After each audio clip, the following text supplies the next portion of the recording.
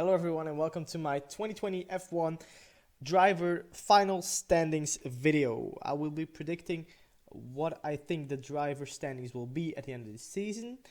It's a weird season. Because of the coronavirus, we'll probably miss a few races. So I thought let's do the video anyway, because I think we will finish the season. So it's a bit harder to predict because there's gonna be races who won't go through. There's gonna be races who will.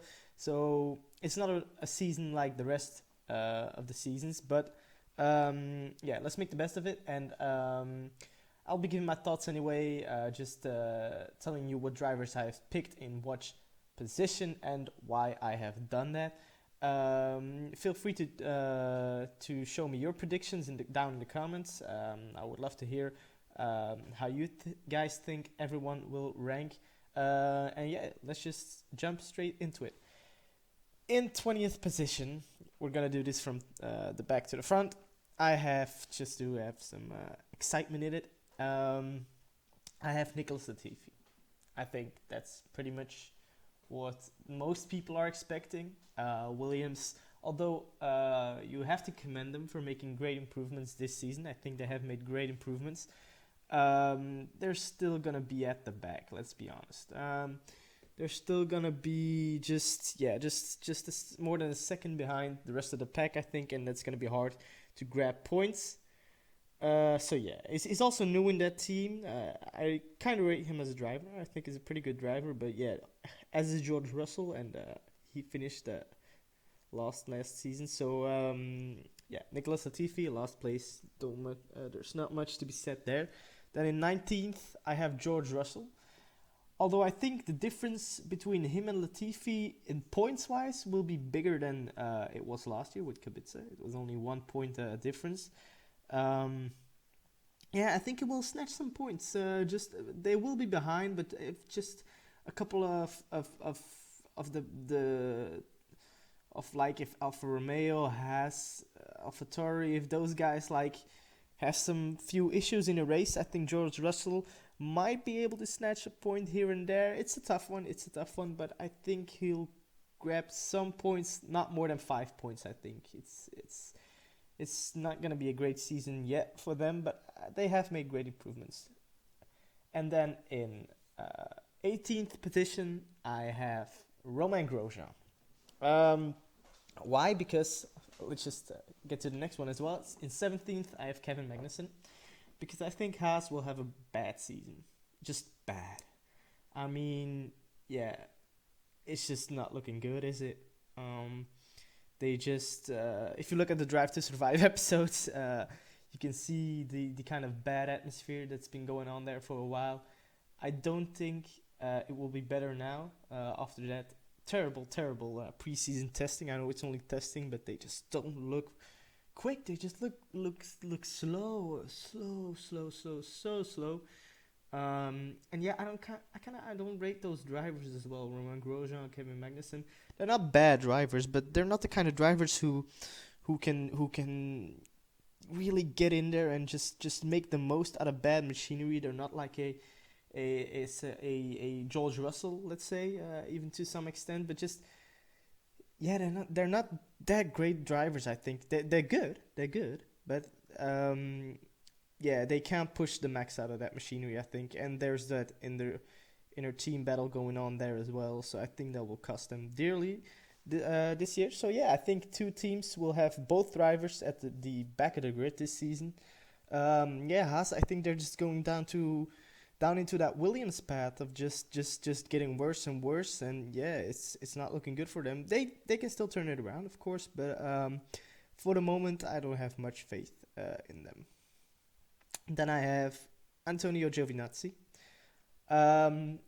Yeah, it's kind of, I think it will improve upon last season driving wise, but I just think the Alfa Romeo, it's looking pretty decent, but it's not looking great either. I think they have made less improvements than the other teams have. I think a lot of teams have made great improvements for this season, because it's kind of like for those lower mid-table teams, it's just, yeah, it's a chance to grab more points than usual because of the 21 regulations coming in. They just can try to focus on this one or focus on next season.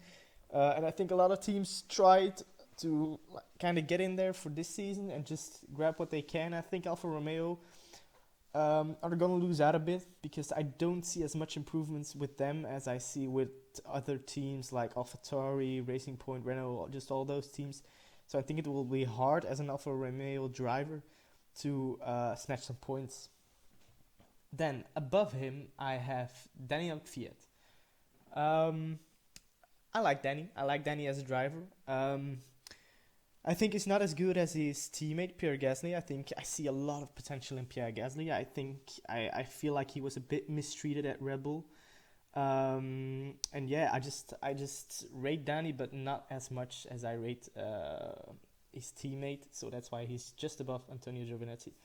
We're gonna have to go through this a bit quicker. Yeah, Lance Stroll is the next one in the list. I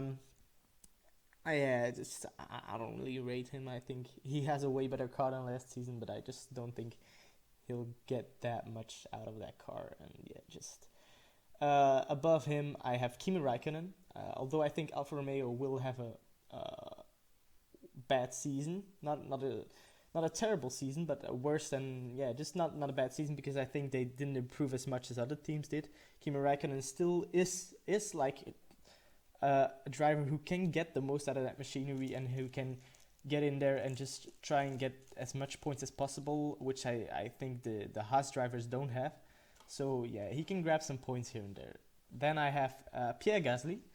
I really rate him as a driver. I think the AlphaTauri is not that quick, but I think he will push something out of it. We've seen it last year in Toro Rosso. He was already getting great races in, and I think he feels confident in that Toro Rosso now AlphaTauri team.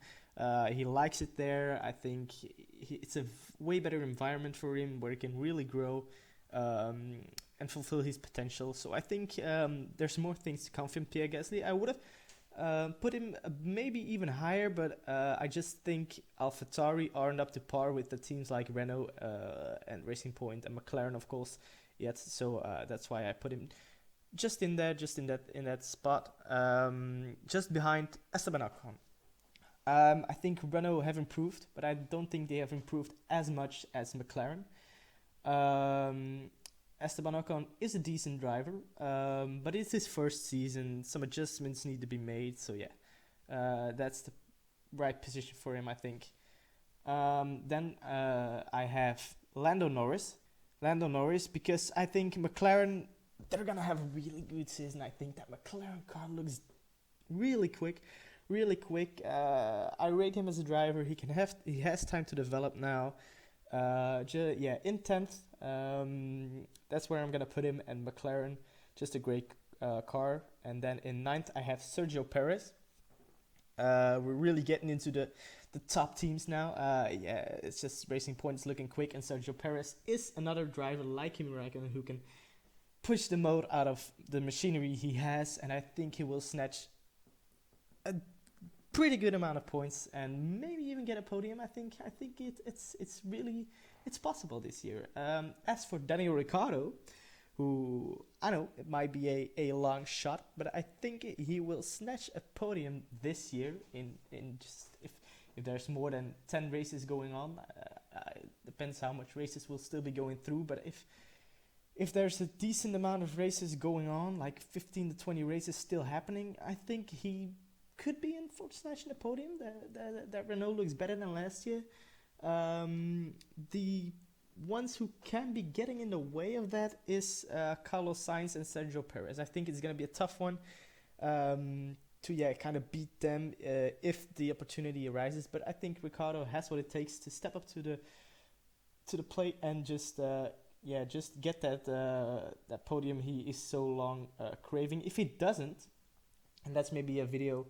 That's a video that I'll be posting also this week with my F1 2021 driver lineup. If he doesn't get the podium this year, I think it's up to him to move. I think he will move. The hunger of getting race wins, getting podiums, it's just too big in that guy. And as much as I think he loves Renault, he loves being there, Yeah, he just has that racing spirit in him, and I think if an offer comes from a better team, I think he will be the one to take it.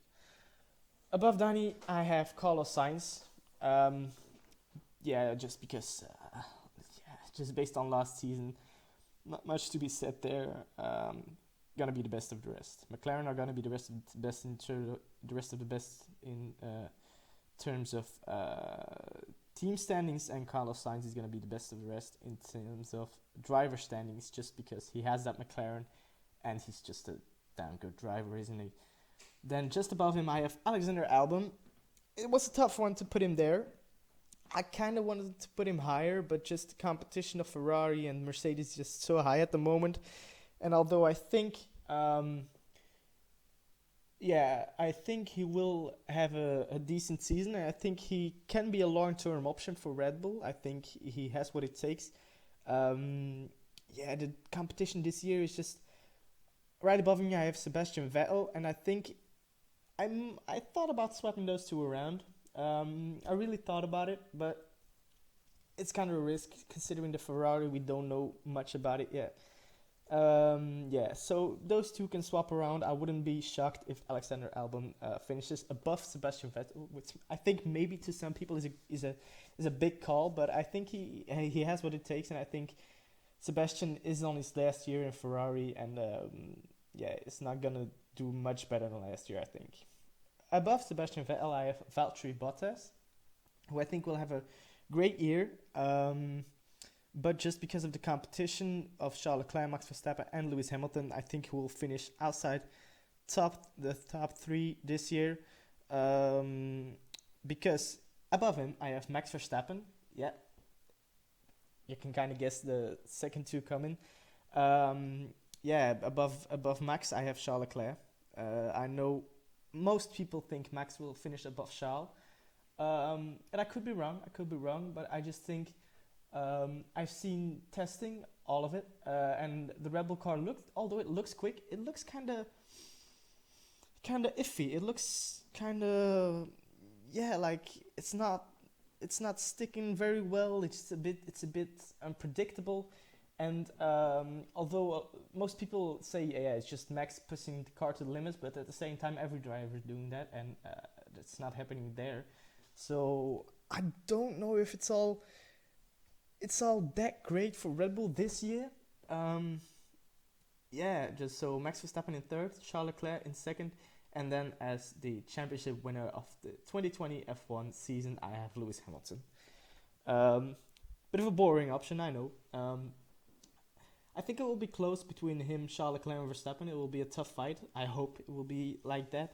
But I think Lewis Hamilton is just gonna push he's just gonna have the edge over those two younglings because he has the better machinery. Yeah, and he's a 6-time world champion. So yeah, that's it for my video. Hope you enjoyed. Maybe you agree with my choices. Maybe you don't. If you don't, let me know in the comments. If you do, let me know in the comments. And yeah, just let me know what you think. I'm looking forward to the season finally starting, and I'll keep you entertained. Until then, peace.